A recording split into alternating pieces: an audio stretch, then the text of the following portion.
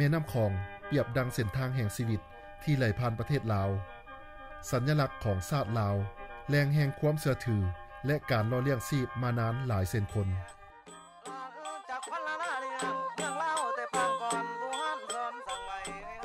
ในเขตภาคใต้สุดของประเทศลาวแม่น้ำคองแตกตัวออกเป็นหลายกว่า10หู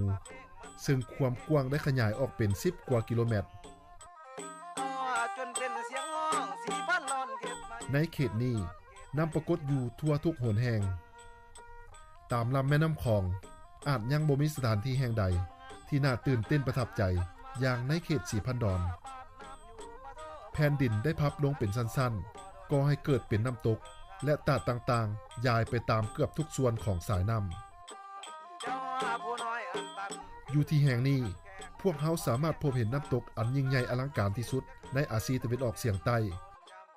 น้ำตกคอนผาเพง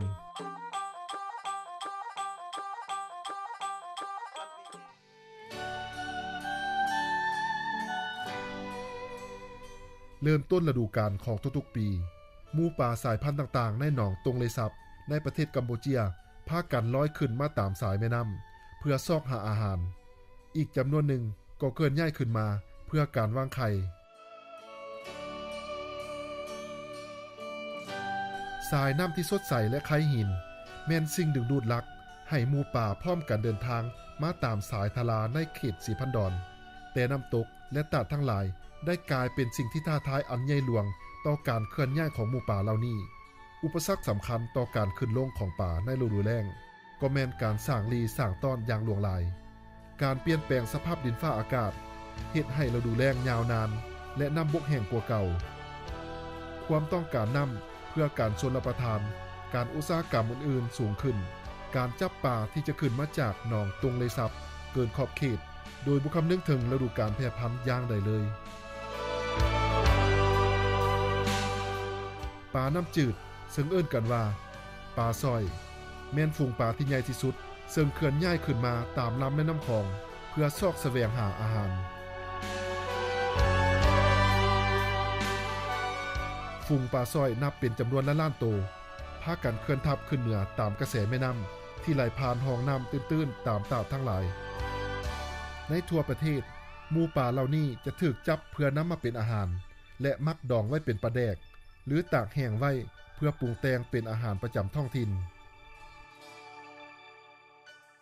การเดินทางมาถึงของฝูงปลาสร้อยในระยะเวลาต้นปีมันเปรียบเหมือนการตึกเอาโชคลาภมาให้แก่คนท้องถิ่นอยู่ในเขตสีพันดอน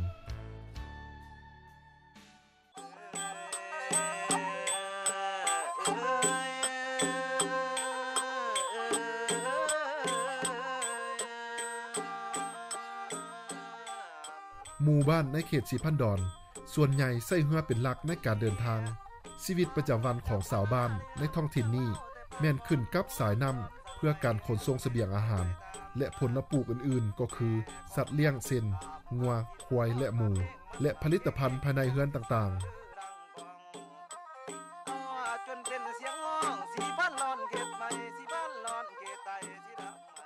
ในหลายปีก่อนหน้านี้พลเมืองที่มาอาศัยอยู่ตามดอนแถวนี้มีจำนวนน้อยและแต่ละครอบครัวน้อยๆเหล่านี้ก็สามารถหาป่าได้อย่างหลวงหลายจนเกินความต้องการที่จะบริโภคป่าการหาป่าในเขตเชียงคานมาเหลือป่าไก่เขตมันมีป่าหลายแต่คนน้อยคนหาป่าบ่หลายแล้วก็ขายไปย้ายกันกินไปสั้นๆมันมวนตามวนซื่อๆหรอกว่าทางนี้ก็หันแต่เพื่อนได้เงินก็บ่ได้เพราะว่ามันราคาบ่แค่บ่มีผู้ซื้อ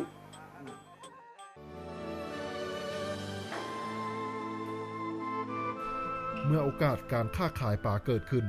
ชาวบ้านทั้งหลายก็มีความตื่นตัวดำเนินธุรกิจการหาป่าก็บ่ได้เพื่อเป้าหมายเพื่อบริโภคเท่านั้นอีกแล้วมันได้กลายมาเป็นธุรกิจอันโดดเด่นในกลุ่มคนที่ดำรงชีวิตอยู่ตามหมู่ดอนในคงเขตนี้ผู้คนทั้งหลายตั้งหน้าตั้งตาทำการประมงหาป่าเพื่อนำไปเป็นสินค้าครอบครัวเฮาเฮ็ดกับป่านี่ระยะ10กว่าปีผ่านมาแต่ว่าอาชีพนี้สิว่าต้นตอก็บ่แม่นเพราะว่าต้นตอแท้ๆอันเกิดมันเฮ็ดนาระยะ 4-5 ปีผ่านมานี่ก็แม่นลดน้อยถอยลงว่าซะ บ่คือเก่าสาเหตุที่มันรุดหน่อยถอยลงนี่มันก็สิแม่นเกิดจากวิธีการหาปลามันบ่คือกันมันบ่แม่นหาธรรมชาติมันหาแบบทันสมัยเขา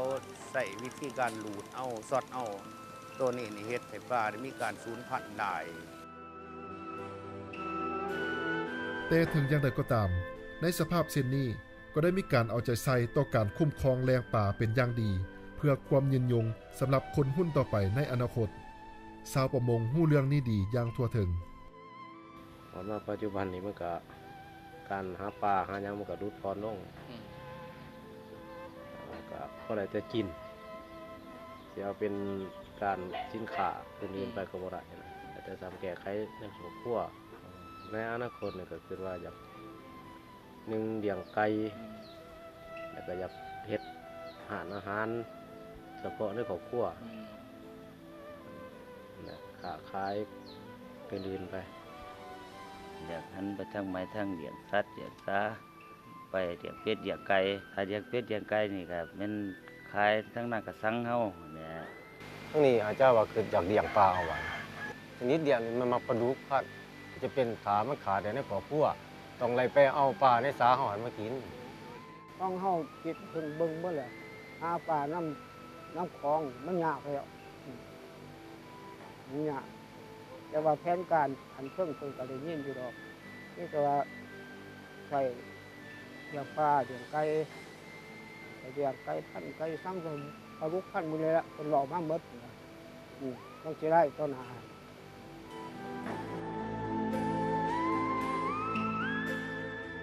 การเปลี่ยนแปลงกำลังจะมาถึงแดนสีพันดอนรัฐบาลแห่งสปป.ลาวได้แจ้งให้บรรดาประเทศใกล้เคียงของตนทราบถึงแผนพัฒนาพลังงานไฟฟ้าน้ำตกที่ดอนแห่งหนึ่งที่เอิ้นกันว่าดอนสะโฮงกระแสไฟฟ้าที่ผลิตจากเขื่อนแห่งนี้จะเพิ่มทายแหงเข้าในการพัฒนาเศรษฐกิจในทั่วภาคใต้ของประเทศลาวลักษณะของเขื่อนบ่คือกันกับอันอื่นๆที่มีอยู่ในท้องถิ่นเพราะว่าอ่างกักเก็บน้ำเป็นเพียงหนองขนาดน้อยๆอันหนึ่งเท่านั้น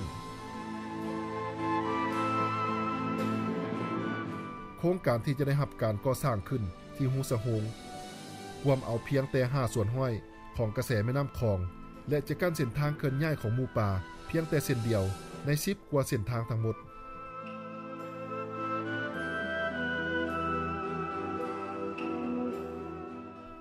สำหรับโครงการแล้วแม่นบ่มีความจำเป็น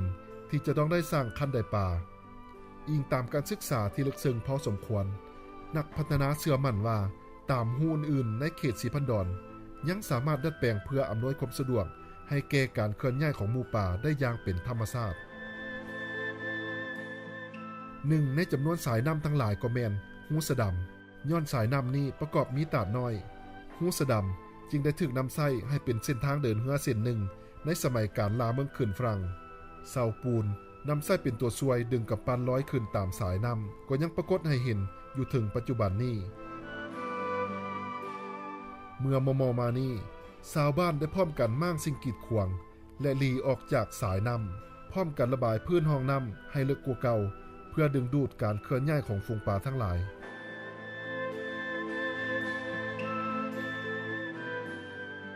หูสร้างเผือกน้อย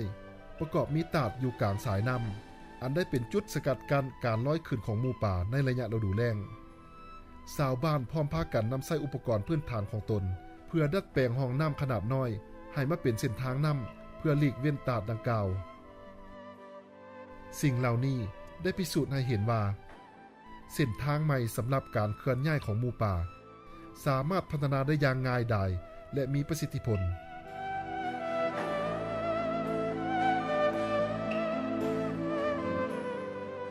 บริษัท Mega First Corporation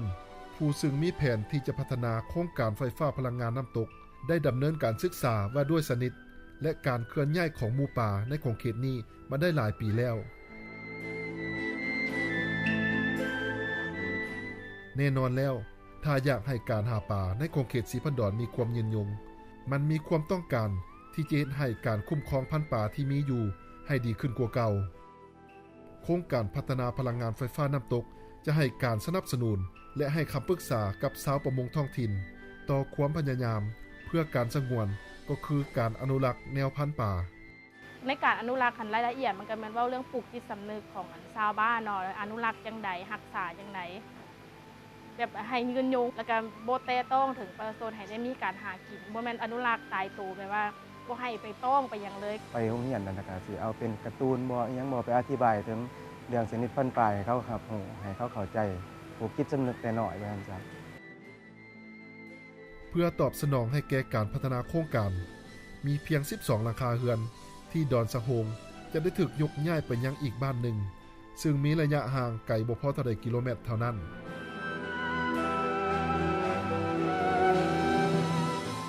นักท่องเที่ยวมีความสนใจและมีการสัมผัสดีกับบรรดาหมู่ดอนทั้งหลายในเขตสีพันดอนถนนหนทางและครัวจะช่วยนำเอาการเสื่อมโยงมาสู่สถานที่พักเซาและกิจกรรมด้านการท่องเที่ยวแบบธรรมชาติ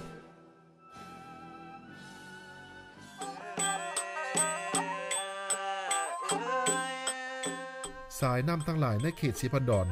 ยังอำนวยให้มีการเคลื่อนย้ายขึ้นลงของฝูงปลาทั้งหลายในตลอดปีถ้ามนุษย์เฮาหากหันมานำใช้ทรัพยากรธรรมชาติน